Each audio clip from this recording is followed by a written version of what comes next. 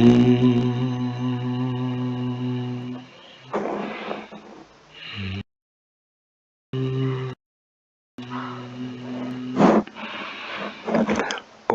भूर्भुवः स्वः तत्सवितुर्वरेण्यं भर्गो देवस्य धीमहि धियो यो नः प्रचोदयात्. Om Shanti Shanti Shanti. Namaskar, my dear friends. This is video number 25 on Talks with Ramana Maharshi. This video starts with talk number 393. Devotee puts a question. There is a short account of the spiritual experiences of Saint Teresa in the March number of the Prabhupada Bharata. She was devoted to a figure of the Madonna which became animated to her sight and she was in bliss. Is it the same as Shakti Pata? Maharshi, the animated figure indicates depth of meditation. Dhyana Bala. Shaktipata prepares the mind for introversion. There is a process of concentration of mind on one's own shadow, which in due course becomes animated and answers questions put to it. That is due to strength of mind or depth of meditation. Whatever is external is also transitory. Such phenomena may produce joy for the time being, but abiding peace, that is Shanti, does not result. This is got only by the removal of avidya, ignorance. Talk number 394. Devotee, how is the mind to be stilled? Maharshi, looking at the mind with the mind or fixing the mind in the self brings the mind under control of the self. Devotee, is there any yoga that is a process for it? Maharshi, Vichara, investigation alone will do. Talk number 395. Devotee, how is Purna Brahma to be attained? What is the method best suited to a Grihastha? Maharshi, you have already said Purna, that is perfection. Are you apart from Purna? If apart from it, will it be Purna? If not apart, how does the question arise? The knowledge that Brahma is a Purna and that you are not apart from the same is the finality. See it and you will find that you are not a Grihastha or any limited being. Devotee, what are the tattvas? Maharshi, knowledge of Purna Brahma will elucidate the other matters automatically. 12th April 1937, talk number 396. A Dutch lady, Mrs. Gongs, an ardent theosophist who had worked long in Java and is now living in Adyar, came here for a short visit. She asked, Theosophy speaks of tanha, meaning thirst for rebirth. What is the cause? Mercy, thirst for rebirth is the desire to be reborn so as to end successive births. The spirit is at present moribund. It must be revived so that rebirth may take place after the present apparent death. Forgetfulness of your real nature is the present death. Remembrance of it is the rebirth. It puts an end to successive births. Yours is eternal life. Devotee, I take tanha to mean clinging to life, the desire for eternal life. Mercy, no doubt it is so. How does the desire arise? Because the present state is unbearable. Why? Because it is not your true nature. Had it been your real nature, no desire would disturb you. How does the present state differ from your real nature? You are spirit in truth, however, that spirit is wrongly identifying itself with the gross body. The body has been projected by the mind. The mind itself has originated from the spirit. If the wrong identification ceases, there will be peace and permanent, untellable bliss. Devotee, life is of the body, and rebirth is to be incarnate in another body. Maharshi, mere change of body produces no effect. The ego associated with this body is transferred to another body. How can that satisfy anyone? Moreover, what is life? Life is existence, which is yourself. That is life eternal. Otherwise, can you imagine a time when you are not? That life is now conditioned by the body, and you wrongly identify your being with that of the body. Your life unconditioned. These bodies attach themselves to you as mental projections, and you are now afflicted by I am the body idea. If this idea seizes you are yourself, where or how were you before being born? Were you in sleep? How were you? You exist then too without the body. Then the ego arises, and then the mind which projects the body. I am the body, which is the result. Because the body exists, you say that it was born and that it will die, and transfer the idea to the self, saying that you are born and that you will die. In fact, you remain without the body in sleep. But now you remain with the body. The self can remain without the body, but the body cannot exist apart from the self. I am the body.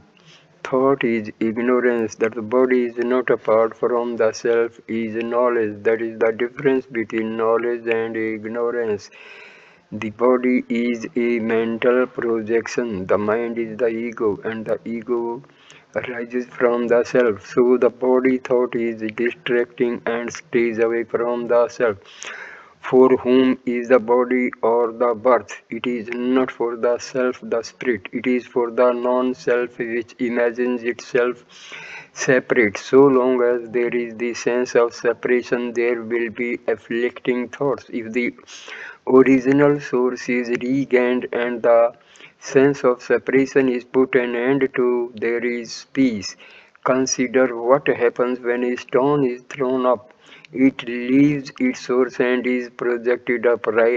Try, tries to come down and is always in motion until it regains its source, where it is at rest. So also the waters of the ocean evaporate, form clouds which are moved by winds, condense into water, fall as rain, and waters roar down the hill in streams and rivers until they reach their original source, the ocean, reaching which they are at peace.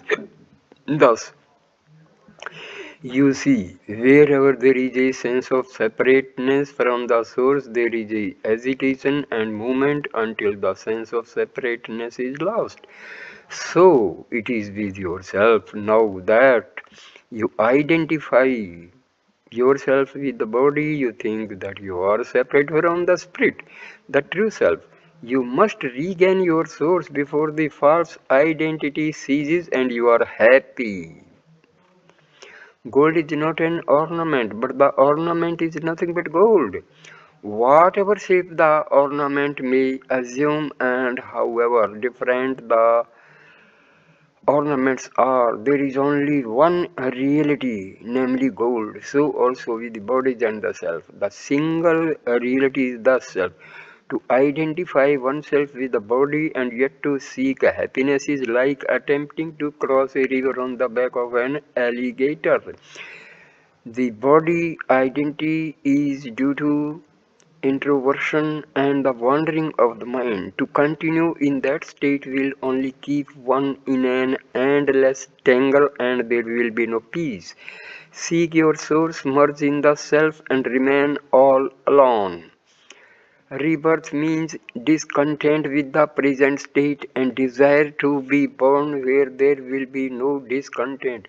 Births, beings of the body cannot affect the self remains over even after the body perishes. The discontent is due to the wrong identity of the eternal self with the perishable body. The body is a necessary adjunct of the ego. If the ego is killed, the external self is revealed in all its glory. The body is the cross, Jesus, the Son of Man, is the ego or I am the body idea. When he is crucified, he is resurrected as the glorious self, Jesus, the Son of God. Give up this life if thou wouldst live. Talk number 397. Devotee. Fear is consequent on the possibility of non-existence. It pertains to the body. One is not aware of the body in sleep. One is not afraid of, but courts sleep. Whereas one dreads death. Why is this difference between the two outlooks? Maharshi, desire of sleep or fear of death are when the mind is active and not in the respective states themselves. The mind knows that the body entity persists and reappears after sleep. Therefore, sleep is not attended with fear, but the pleasure of non-bodily existence is sought. Whereas the mind is not sure of reappearance after the so-called death and dreads it. Dreads it. 14th April 1937, talk number 398. Dandapani, a resident devotee now on a North Indian tour, sent an extract from the Modern Psychological Review which stated that the dynamic center of the heart is on the right and not on the left, whereas the physical organ is on the left. Conversation followed on the subject. Maharshi. The Yoga Marga speaks of the six centers, each of which must be reached by practice and transcended until one reaches Sahasrara, where nectar is found and thus immortality. The yogis say that one enters into the pranadi, which start from the sacral plexus, whereas the jnani say that the same nadi starts from the heart. Reconciliation between the seemingly contradictory statements is effected in the sacred doctrine, which distinctly states the yogic pranadi is from Muladhara and the Jnana pranadi is from the heart.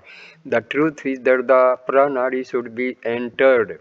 By yogic practice, one goes down, then rises up, wanders all through until the goal is reached. By jnana abhyasa, one settles down directly in the center. Devotee is not pra followed by pasyanti, etc. Maharshi, you are speaking of vak which is divided into number 1 para, number 2 pasyanti, number 3 madhyama and number 4 vakhari.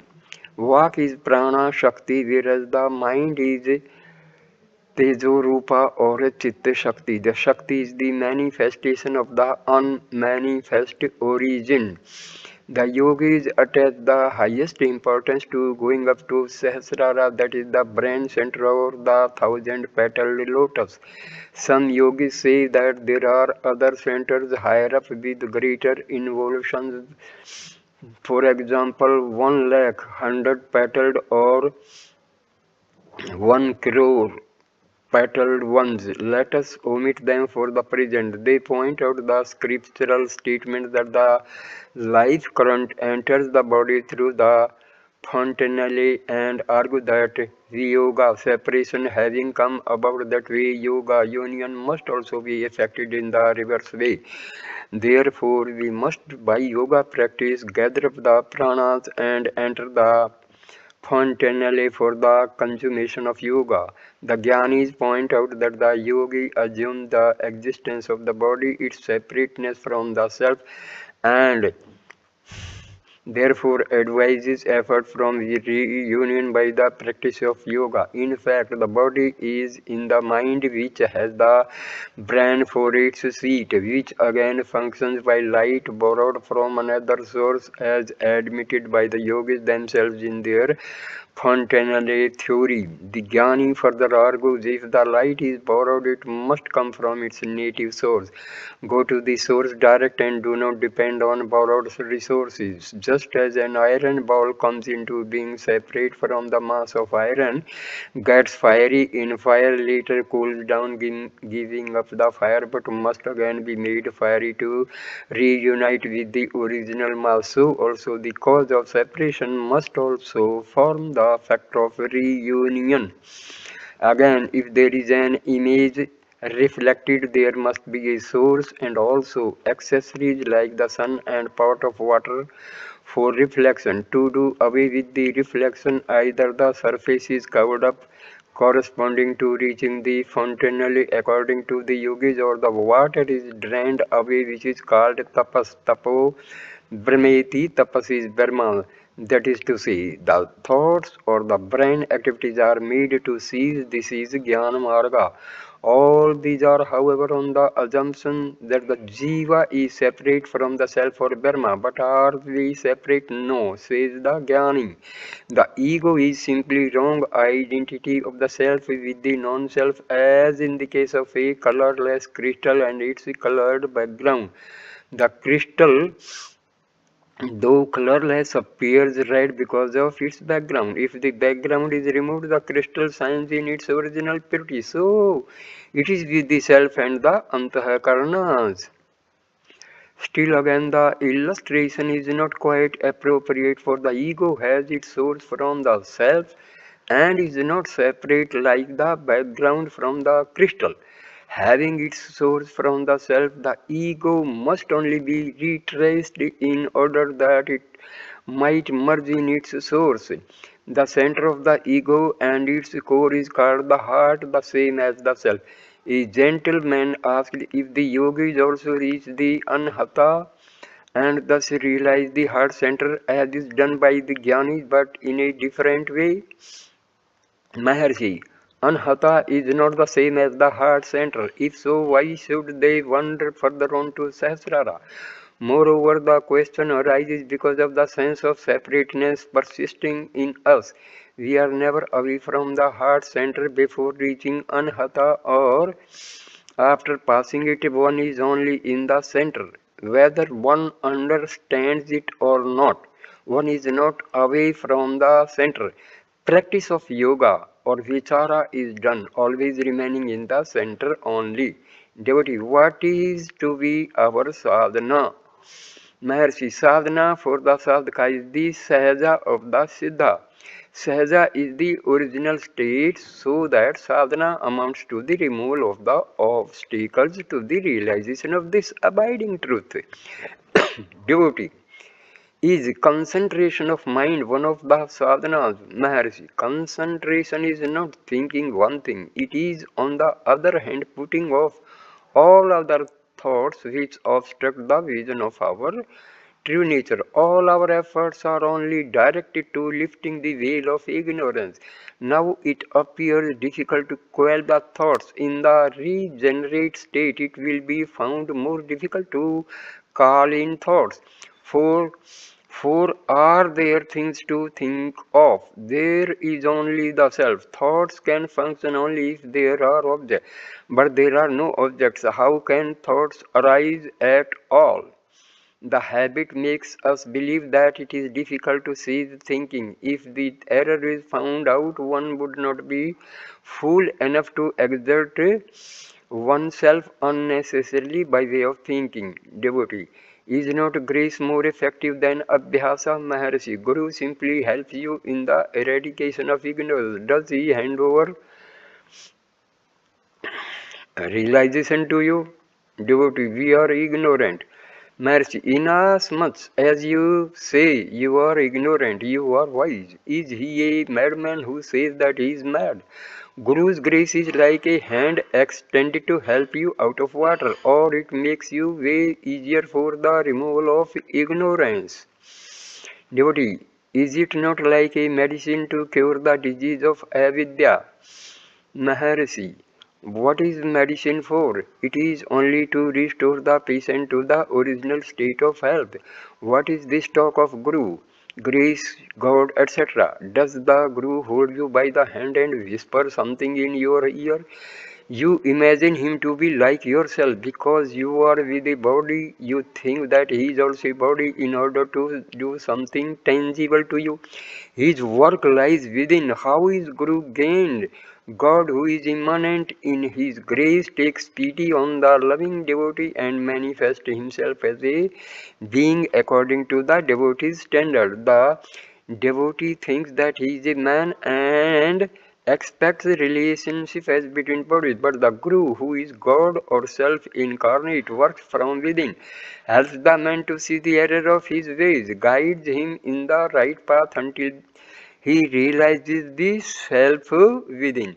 After such realization, the disciple feels, I was so worried before, I am after all the self, the same as before, but not affected by anything. Where is he who was miserable? He is nowhere to be seen. What should we do now? Only act up to the words of the Master, work within. The Guru is both within and without, so he creates conditions to drive you inward and prepares the interior to drag you to the center. Thus he gives a push from without and exerts a pull from within so that you may be fixed at the center. In sleep you are centered within simultaneously. With waking your mind rushes out, thinking this, that and all else. This must be checked. It is possible only for the agent who can work both within and without. Can he be identified with the body? We think that the world can be conquered by our efforts. When frustrated externally and driven internally, we feel, oh, there is a power higher than man. The existence of the higher power must be admitted and recognized. The ego is a very powerful elephant and cannot be brought under control by anyone less than a lion, who is no other than the Guru in this instance, whose very look makes the elephant tremble and die. We will know in due course that our glory lies where we cease to exist. In order to gain that state, one should surrender oneself, saying, Lord, thou art my refuge. The master then sees this man is in a fit state to receive guidance, and so guides him. Devotee. What is self-surrender? Maharshi, it is same as self-control. Control is affected by removal of sanskaras which amply the functioning of the ego. The ego submits only when it recognizes the higher power. Such recognition is surrender or submission or self-control. Otherwise, the ego remains stuck up like the image carved on a tower, making a pretense by its strange look and posture that it is putting the tower on its shoulder. The ego cannot exist without the power but thinks that it acts of its own accord. Devotee, how can the rebellious mind be brought under control? Maharshi, either seek its source so that it may disappear or surrender that it may be struck down. Devotee, but the mind slips away from our control. Maharshi, be it so. Do not think of it. When you recollect yourself, bring it back and turn it inward. That is enough. No one succeeds without effort. Mind control is not one's birthright. The successful few owe their success to their perseverance. A passenger in a train keeps his load on the head by his own folly. Let him put it down. He will find the load reaches the destination all the same. Similarly, let us not pose as the doers but resign ourselves to the guiding power. Devotee. Swami Vivekananda says that a spiritual guru can transfer spirituality substantially to the disciple. Maharshi, is there a substance to be transferred? Transfer means eradication of the sense of being.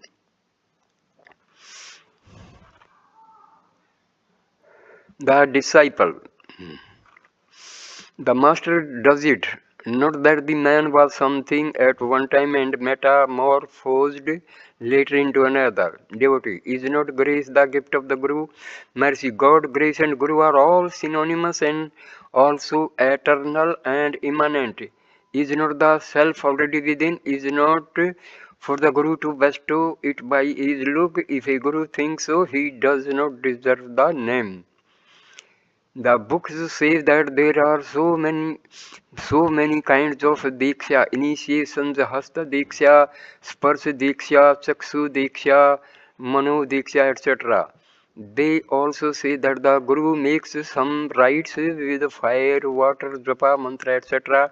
and calls such fantastic performances dikshas, as if the disciple Shishya becomes ripe only after such processes are gone through by the Guru. If the individual is sought, he is nowhere to be found. Such is the Guru. Such is Dakshinamurti. What did he do? He was silent. The disciples appeared before him. He maintained silence. The doubts of the disciples were dispelled, which means that they lost their individual identities. That is jnana, and not all the work is usually associated with it. Silence is the most potent form of work. However vast and emphatic the Shastras may be, they fail in their effect. The Guru is quiet and peace prevails in all. His silence is more vast and more emphatic than all the Shastras put together. These questions arise because of the feeling that having been here so long, heard so much, exerted so hard, one has not gained anything. The work proceeding within is not apparent. In fact, the Guru is always within you. Thayu Manovar says, O Lord, coming with me all along, the person never abandoning me and finally rescuing me. Such is the experience of realization.